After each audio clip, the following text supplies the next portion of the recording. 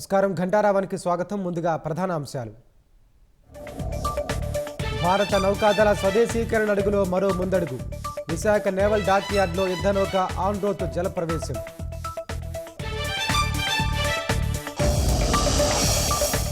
విజయవాడ ఎనికేపాడులోని ఎలక్ట్రిక్ గోదాంలో అగ్ని ప్రమాదం.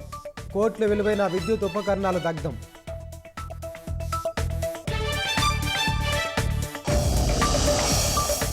హైదరాబాద్ విజయవాడ హైవేపై భారీ ట్రాఫిక్ జామ్.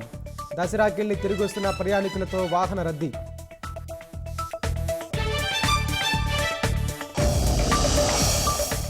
బీహార్ శాసనసభ ఎన్నికలకు మోగనున్న నగారా. సాయంత్రం 4 గంటలకు షెడ్యూల్ విడుదల.